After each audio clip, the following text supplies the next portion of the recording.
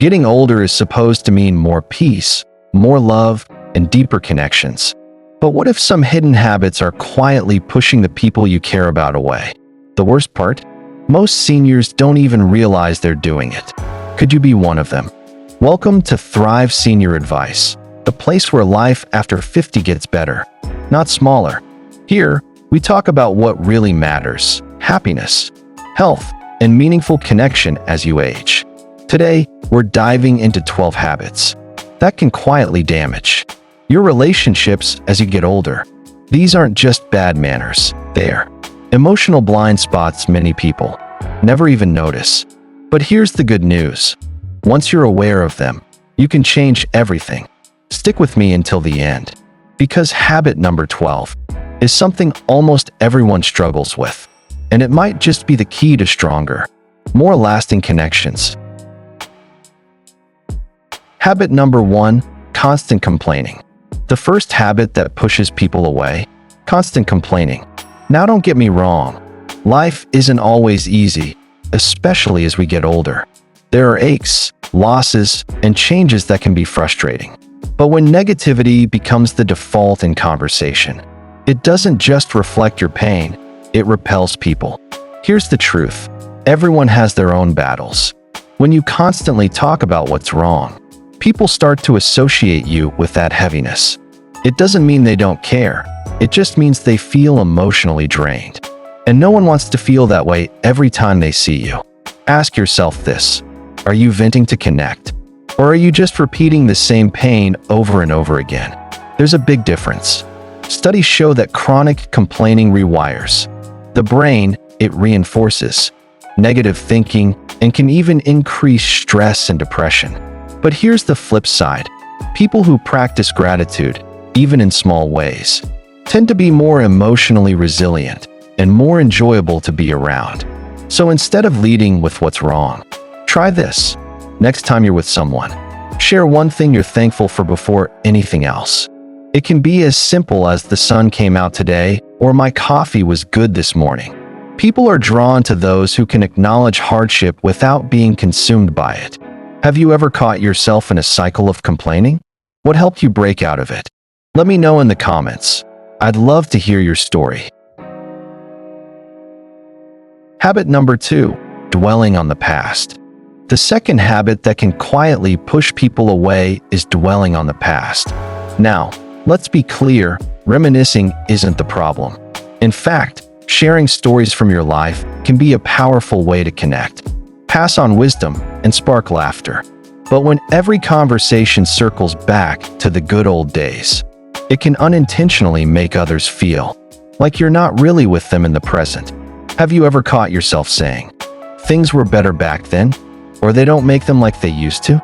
While it may feel true, constantly living in the past can create a wall between you and the people who are trying to build memories with you now. You see, people, especially younger family members, want to feel like you're engaged in their world too.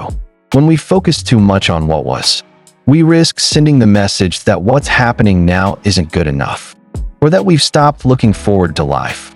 And here's something many people don't realize: dwelling on the past can be a form of emotional avoidance.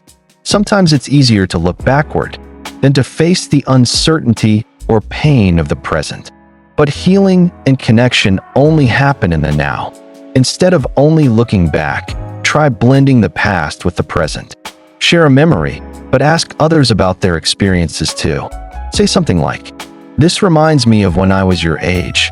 What's it like for you today?" That creates conversation instead of a monologue. Habit number 3, refusing to try new things. The third habit that can quietly push people away: refusing to try new things. Let's face it, routine feels safe. After decades of life experience, you've earned the right to know what you like and avoid what you don't. But when the familiar becomes a hard boundary, it can come across as closed-minded, or worse, stubborn. Here's the danger. When you say no too often, people stop inviting you. They stop suggesting new places, new foods, new ideas, because they already expect resistance. That's how relationships shrink, and isolation starts to set in. without you even realizing it. But here's the truth no one tells you. Growth doesn't have an age limit. In fact, researchers have found that seniors who stay open to new experiences are not only mentally sharper, but also report higher levels of happiness and deeper social connections. Trying something new doesn't mean skydiving or learning a new language overnight. It could be as simple as ordering something different at your favorite restaurant, joining a local book club, or even learning how to use a new app to stay in touch with family. Ask yourself, when was the last time you said yes to something that felt unfamiliar? You might be surprised by how empowering it feels and how much closer it brings you to the people around you. Because when others see you trying, growing, and engaging, they're inspired. And that spark of curiosity, it's contagious. When was the last time you tried something new? Big or small? I'd love to hear about it. Share your experience in the comments below. Habit number 4, talking over others. The fourth habit that can quietly push people away is talking over others. It's not always intentional. In fact, it often comes from a good place, wanting to share wisdom, add to the conversation, or offer a helpful perspective. But here's the problem. When we interrupt or dominate a conversation, we send a subtle message. What I have to say matters more than what you're saying. And over time, that message builds walls instead of bridges. You might be thinking, I've lived through a lot. I've seen things they haven't. I just want to help. And that's absolutely valid. But even wisdom loses its power when it's delivered at the wrong time or in a way that silences others, especially with younger generations. Interrupting can feel dismissive or condescending, even if that's not your intention. Everyone, no matter their age, wants to feel heard, seen, and understood. When we cut people off, even out of excitement or care, we risk turning moments of connection into moments of disconnection. Let's be honest. Have you ever been halfway through a thought, only for someone to jump in and take the conversation in a totally different direction? How did that make you feel? Frustrated? Unimportant? Probably not very eager to open up again. That's exactly how others feel when we interrupt them. Now, this doesn't mean you can't share your thoughts or stories. It just means timing matters. Try this instead. When someone's speaking, pause and really listen. Don't just wait for your turn to talk. Lean in and hear what they're really saying. Once they've finished, you can reflect back and add your thoughts in a way that continues the conversation, not cuts it off. Even a simple shift like saying, "That's interesting, tell me more," can completely change the energy in a conversation.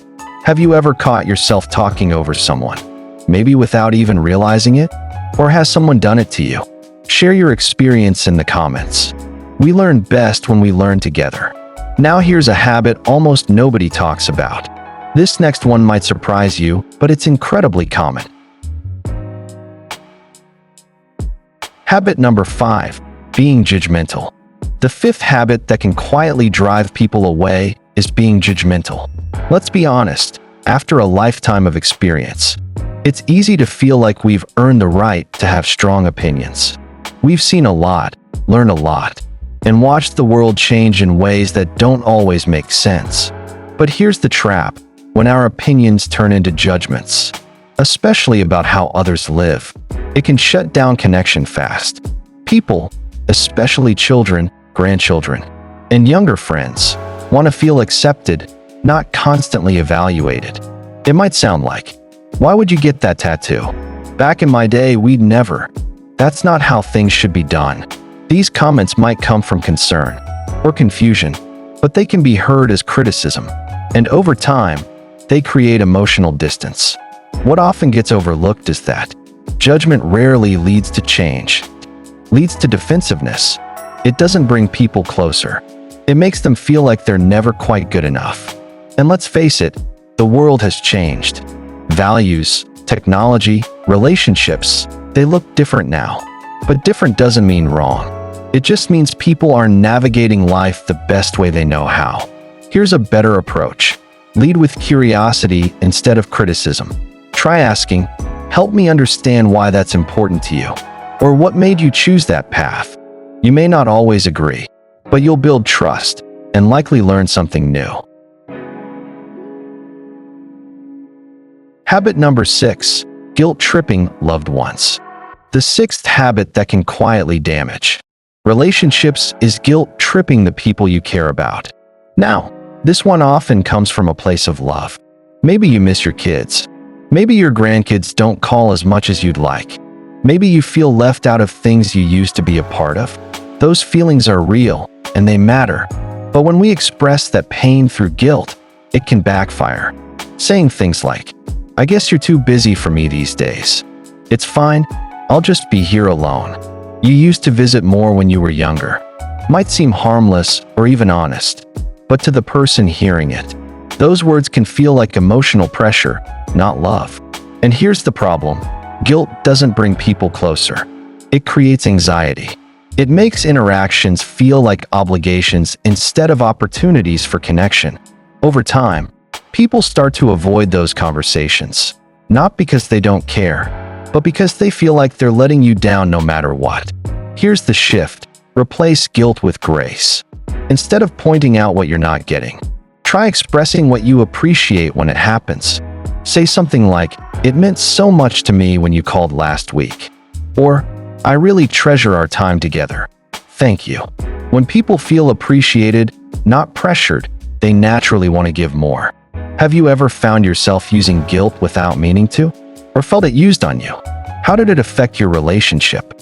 Let's talk about it in the comments. Habit number 7, oversharing medical problems.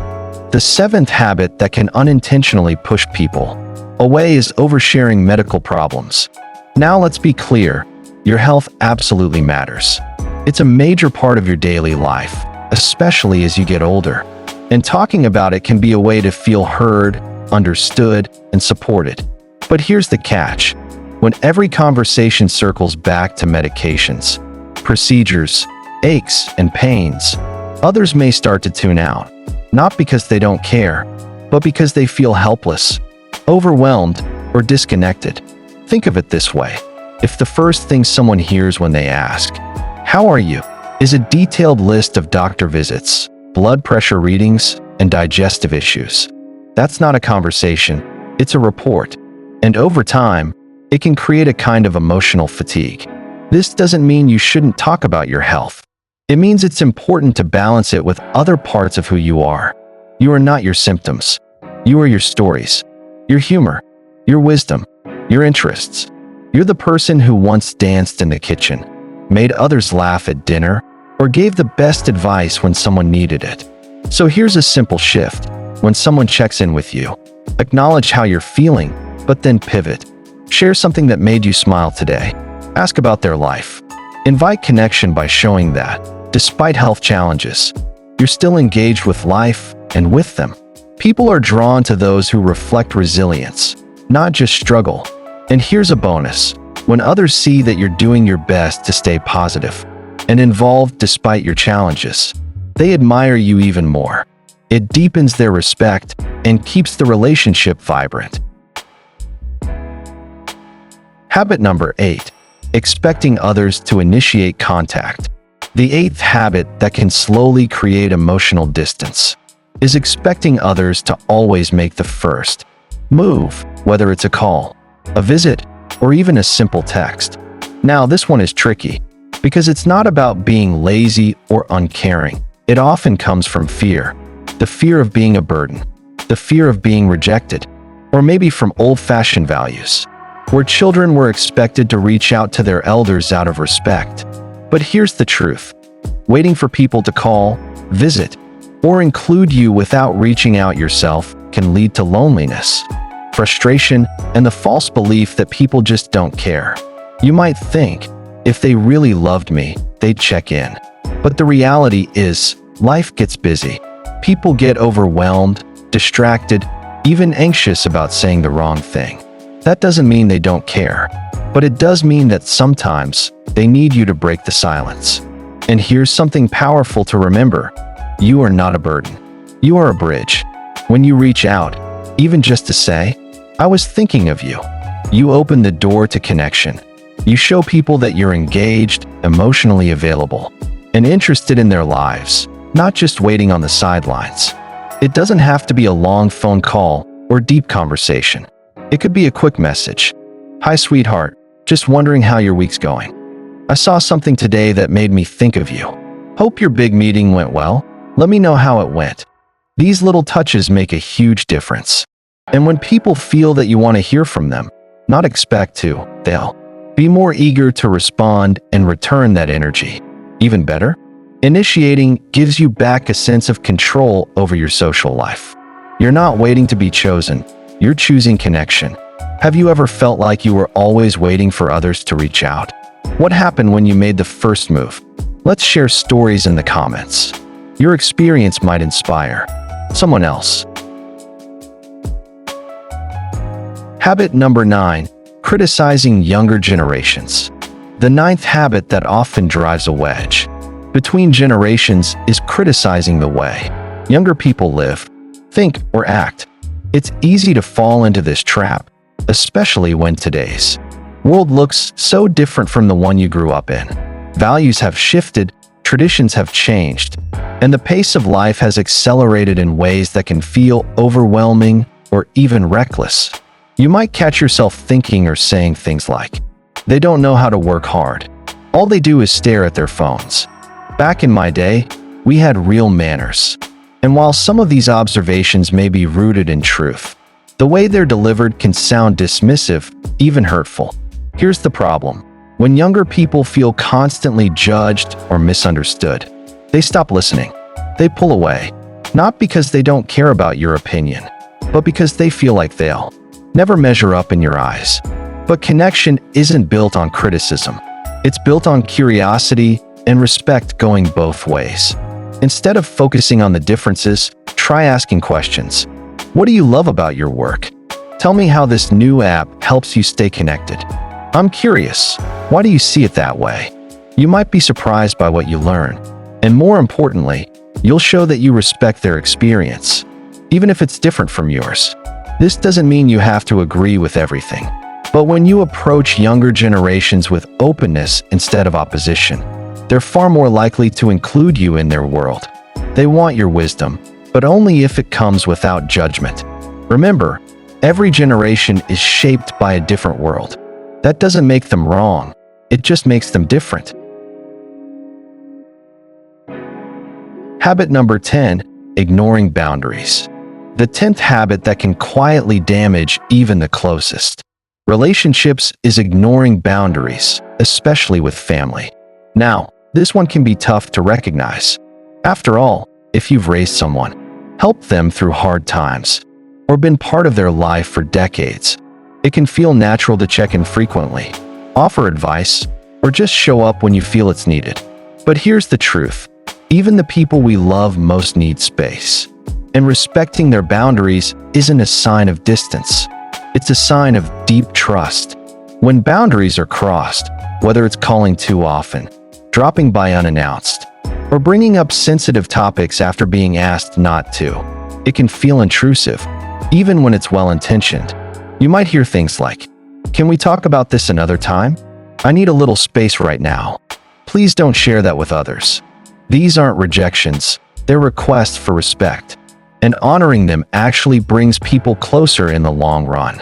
Think of it like this. Boundaries are like fences, not walls.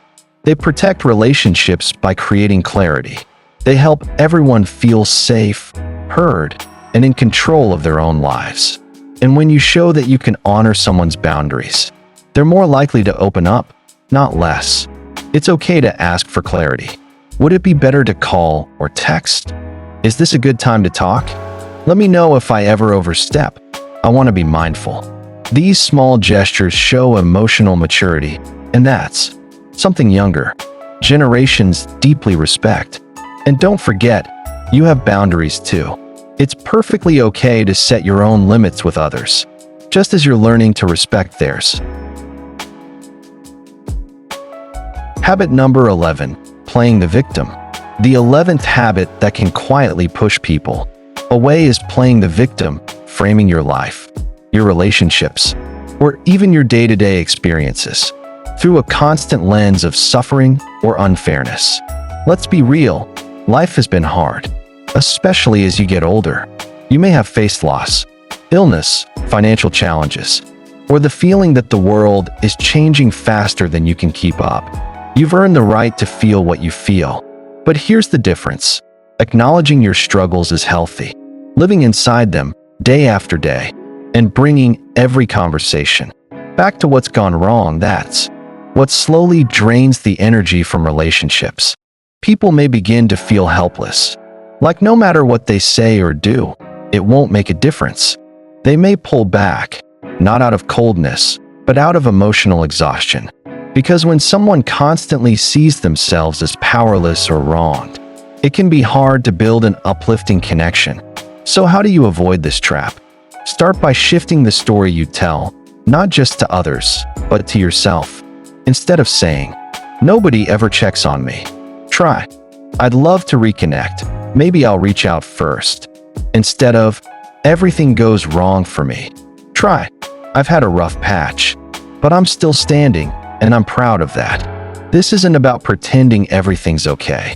It's about balancing honesty with resilience. When you lead with strength, people lean in. They're inspired by your ability to rise, not just your pain. And here's the bonus. When you stop seeing yourself as a victim, others stop seeing you that way too. They begin to see your power, your wisdom, and your courage. And that changes everything. Habit number 12, losing interest in personal growth. The 12th and final habit that can quietly push people away is losing interest in your own personal growth. It's easy to fall into the mindset of, "I've lived my life. I've learned what I need to know. Now I'm just coasting." But here's the truth. When you stop growing, you don't just slow yourself down, you subtly shrink your relationships too. Why?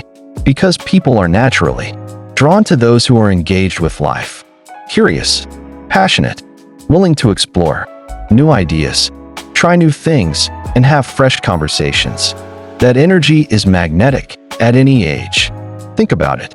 Isn't it refreshing to talk with someone older who still asks questions, picks up new hobbies, reads new books, or wants to learn from younger generations?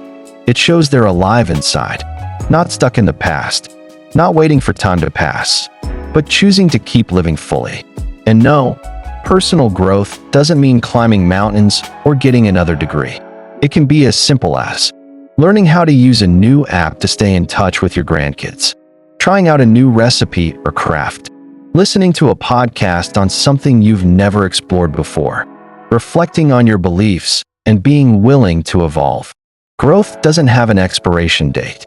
In fact, research shows that seniors who stay mentally, emotionally, and socially active not only live longer, but report far greater life satisfaction. And here's the beautiful part.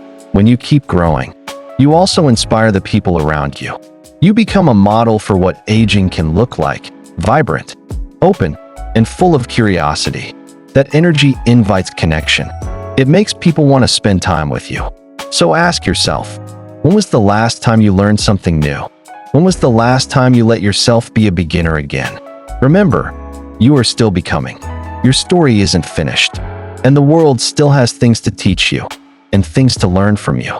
What's one new thing you'd love to learn or have started learning recently? Share it in the comments, and let's inspire each other to keep growing, no matter what age we are. The truth is, we all have habits that can hold us back, but awareness is power. If even one of these spoke to you, it's not too late to make a shift. Life after 60 or 70 can be the most connected, meaningful chapter yet, if we keep growing. Which habit resonated with you most? Have you seen these in others or yourself? Let's talk in the comments. If you found this valuable, give it a thumbs up and share it with someone you care about. For more advice on thriving in your golden years, subscribe to Thrive Senior Advice. We're in this together.